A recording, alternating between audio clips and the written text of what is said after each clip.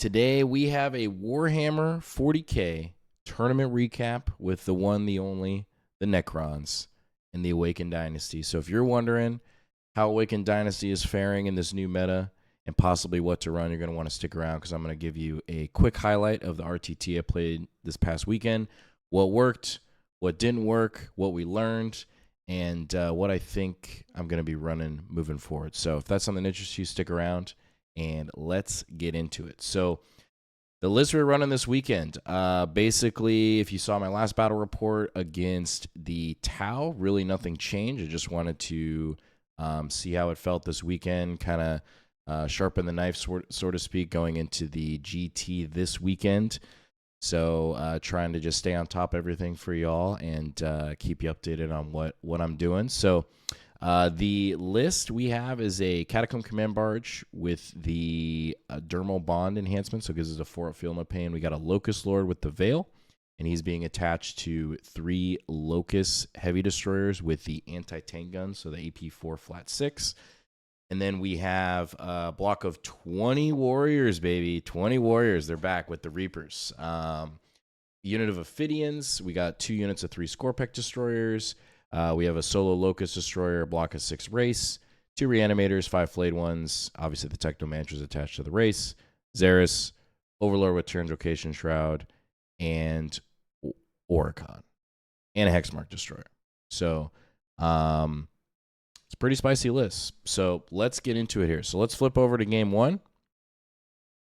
And I'm going to give you, it's not going to be the typical battle report highlight because we'll be here for like an hour, but kind of giving you a condensed summary of what I learned and what I took from the game. So played against Connor, Space Marines Vanguard, or he was actually playing, Librarius, round 1. Great guy. I had never played him before. And this is at our local clubhouse, Order Fanaticus. I feel very fortunate to be as close as I am to this clubhouse because the players in here are really good.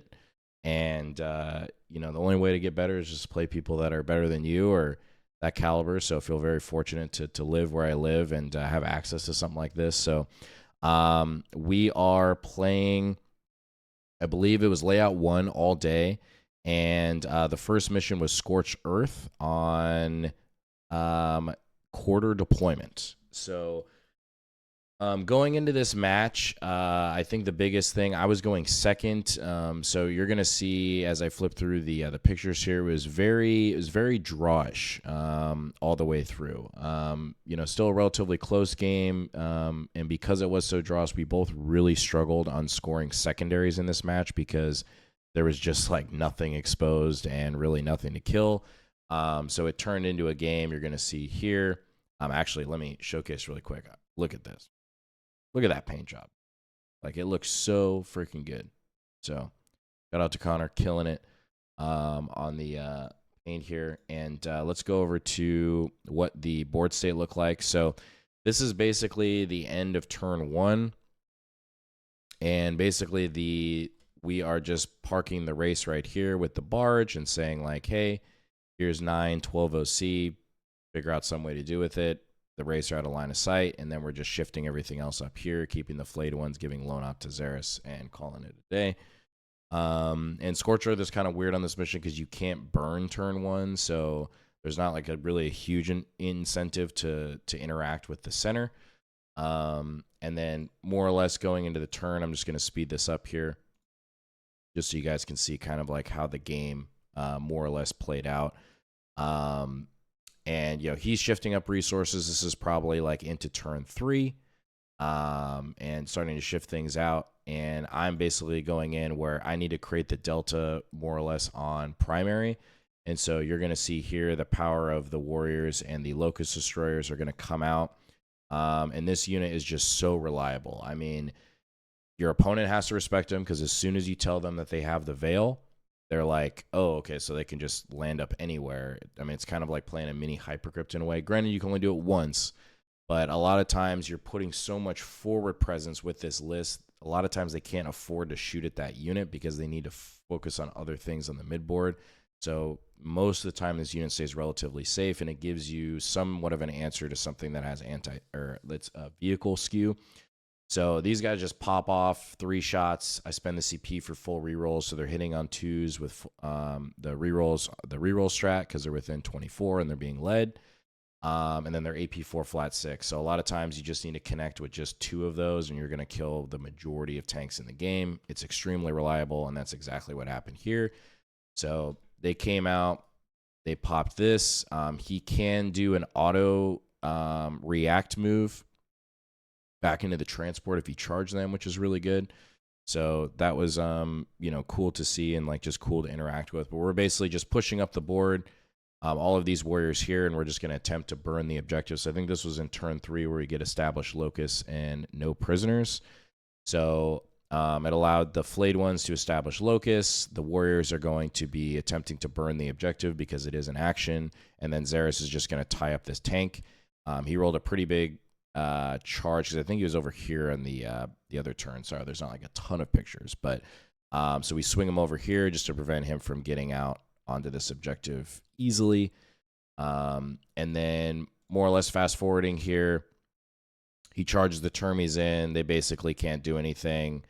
So we end up getting the burn on this objective, and then that was pretty much the game after that.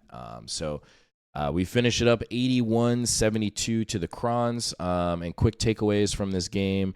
I think Connor played it pretty well. I think for him going first, I know he really was wanting to focus on playing a little bit more conservative because he was mentioning, he's like, man, every time I get like super aggressive, it just never seems to pan out well. And I was trying to give him some pointers like throughout the match. Like he was wanting to put like these scouts on here, and I was like, hey, like, this is a good rule of thumb, like don't do that because you could potentially give your opponent like free points that first turn. And I was telling him too, like I would have liked to see as far as like staging, he was shifting his resources over here, but I would have much rather seen a lot of it over here and just taking advantage of this L and this staging point here. And I think it would have been an entirely different game. And so just some good takeaways going into match round, but he played it really well. So, and then we, as far as, I think, I was happy the way I played it. I knew I feel like going to be pretty easy for me to get 50 on this mission just because with the Warriors, there's a lots of overkill. So it felt really good. The Warriors felt really good in this match with the Oricon 4-up invul. You have Xeris, so they're AP -2 if they're in cover. You have the Crypto Thralls in there, and then Overlord with Translocation Shroud, so you can move them 11. And then potentially even if you're going bottom of turn, it's super nasty because you can move them 11. You could spend a CP for the Assault Strat, which is free for the Overlord that turn. And then going into the next turn, if they shoot at the Warriors, you get another CP reduction because it's a separate battle round for just the free reanimation strat. So you don't really feel a CP starve, which is really nice having that tech piece there. And yeah, so let's go on to the second game here because this is the one that I honestly want to talk about the most. And it was spicy. So we are playing against Rick, and he is with Noob Hammer. I'm going to link his channel down below, so shout out to him. This was a great match. I have never played him before, and it was just great banter back and forth. Just a great competitive game. We just wanted, the best games from each of us, and that's how Warhammer should be played. Just especially with both of our armies were very tricksy. Grey Knights, up and down. Warriors, it is really hard to keep track of like all the reanimation and the auras and the strats going on. So I feel like we were just each trying to remind each other of what each army did. And unfortunately, Rick played this extremely well. Got to tip my hat to him. And this was just this was a terrible matchup for the Crons, unfortunately.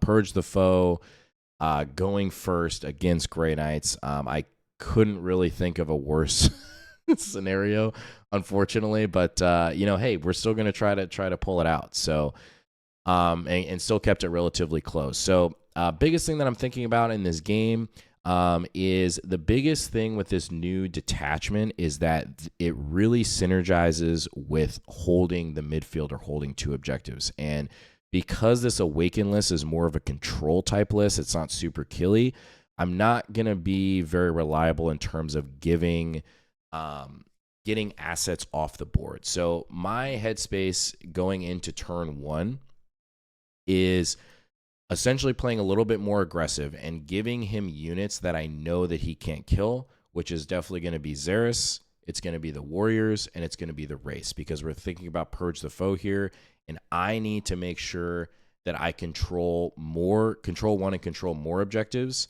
is really my only like path to victory, and just trying to limit on what he can kill, okay?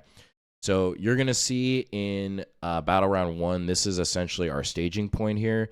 So we're putting 9 OC on the center objective. We have Xeris stage up behind this wall because he does legit have enough shooting potentially to take it out. So if he does want to drop in like 2 Death Knights, or Dread Knights here, excuse me, with the indirect and everything else, he could actually pop him. And I don't want to just give him a free kill for nothing.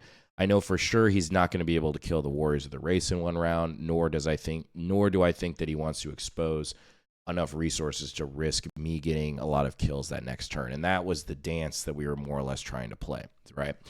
So going into his bottom of 1, this is more or less the setup here. So he has his Dread Knights going into here, put some Inceptors here, and then he's more or less just staging up here, okay?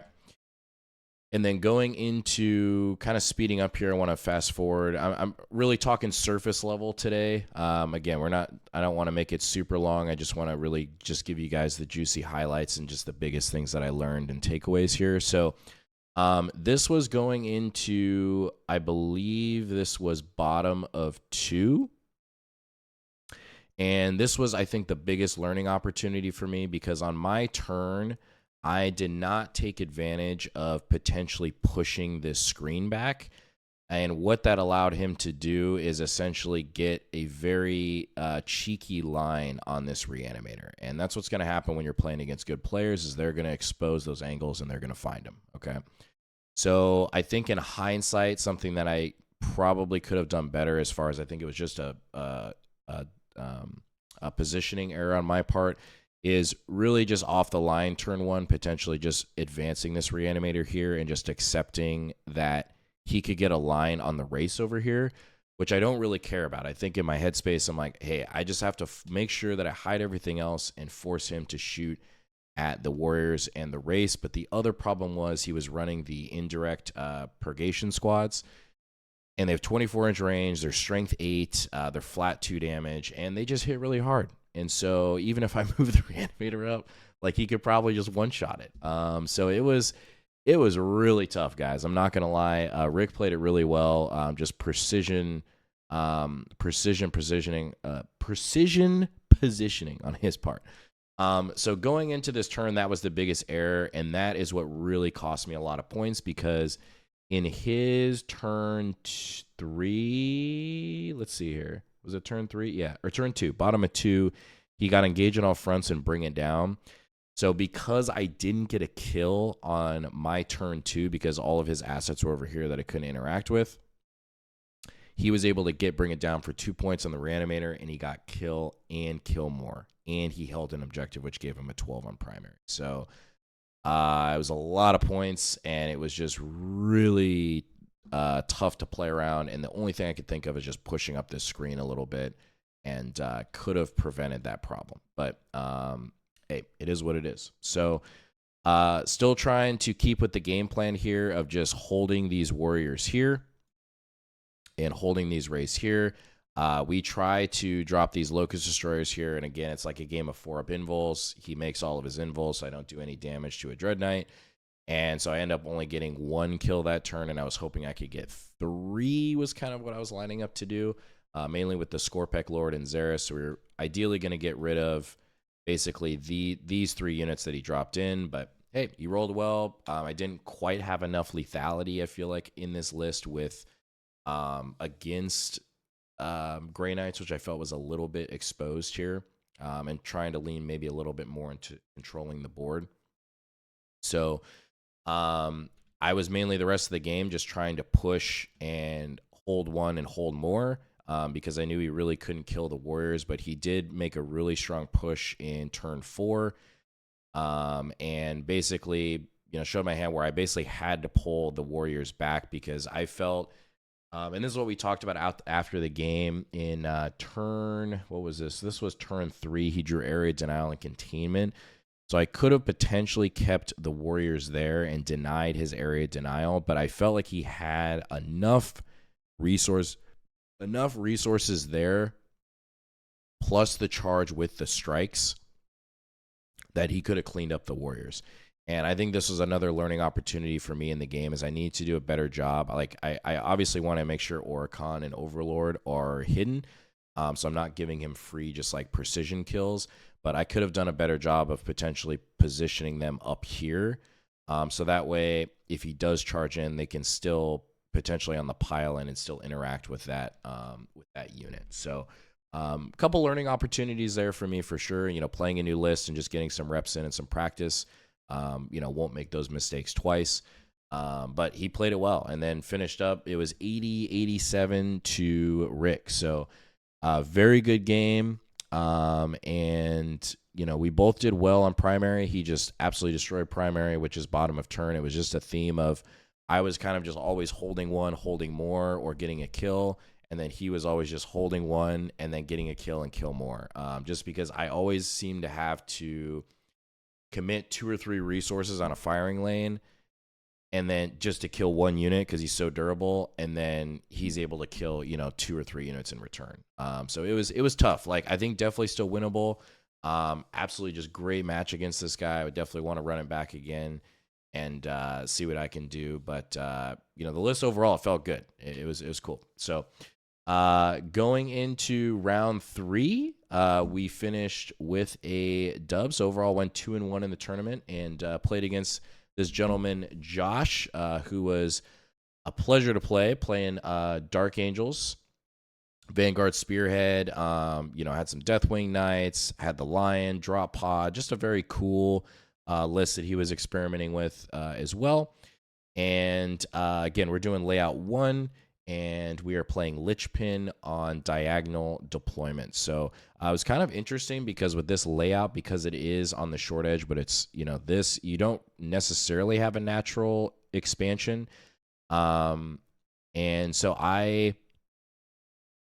this was Hammer and Anvil deployment, excuse me. So, or maybe it was, it was Hammer and Anvil deployment. Sorry. So, you have a staging wall here, but this staging wall is much stronger to interact with this objective over here. So as far as deployment, I was like, okay, I'm going to ignore this more or less for a little bit. I mean, it was unfortunate having this one guy on here that I couldn't really interact with, but, it is what it is. I think in hindsight, I probably misplayed the flayed ones a little bit and probably should have put them like an infiltrate here or back here.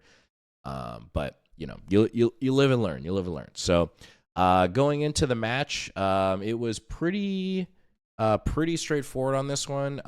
I told him overall, not reading into the match too much, just because I have a lot of durability, he has a lot of durability, and I think where it was really exposed as far as the problem is I just have so much OC, and he does not, and just really didn't have quite enough damage to punch through the durability of this list. And Terminators being OC1, which still just makes no sense. I do not understand why Terminators are not OC2. They're freaking the front of the Leviathan box set, all right, in 10th edition, and you can't even make them OC2.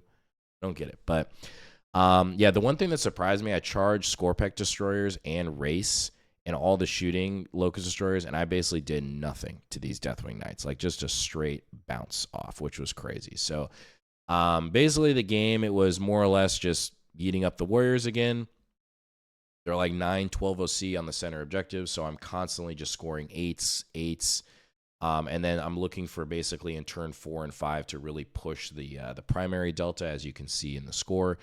So in turn 3, we're basically able to interact with, we ingress in a Scorpec Lord to come over and basically harass this objective. We bring in the Ophidians safely behind this wall, and you can just see we're just front loading this all of these objectives now. And then the Ophidians end up going to the back to take this objective away from him. So we end up giving him a 0 on primary going into turn 5. And as you can see here, the Warriors just smother the entire board. It was just it was crazy. So overall went 2-1. Really happy with it. I mean, the list felt good. The Warriors did not die the entire tournament. Like not even close. I'm not saying that they can't die. I think GSC, NIDS, Orcs, I think definitely have an answer for them. But I think when they're positioned correctly, I think they can really cause some problems. And there's a lot of, I think in this new era of Necrons right now, I think you're going to see a lot of players leaning into more of these control type builds, just because of where Star Shatter is and where Awakened is and Hypercrypt. Like Star Shatter like can do damage, but it really struggles on primary. And I think you're going to see a lot of Awakened lists coming up. And I think you're going to see a lot, or not a lot of Hypercrypt lists, but I think there is some potential there for it to be viable with more of a control style build and not really leaning on damage, because Hypercrypt is like with the nerfs, there's just no way you're going to be able to do a damage. Same thing with Awaken. Like you can't really lean into a damage type build. You got to lean into the control type. And I think it does play pretty well into this meta, just because there are still a lot of vehicles. A lot of anti-tank shooting, and when you tell them like, hey, I'm just putting up 20 warriors with a 4-up invul that are -1 to hit in the center of the table, a lot of armies really struggle into that. So we'll see. I'm very excited. I did make some tweaks to this list going into the GT this weekend, which I'll talk about, I think, later this week. But overall, the list felt really good. I think based on what I learned from the list, I made the necessary tweaks to, I think, make it even better. And I think I think if you position this list well, I think it can really beat anything. Honestly, I think I feel like I have a better chance against most armies with a list like this. So overall, it felt really good, and just overall another great tournament over at Ordo, and just very excited for the GT this weekend. And yeah, if y'all stuck around this long, appreciate you watching. I'm gonna link 2 videos up top, and we'll see you on the next one.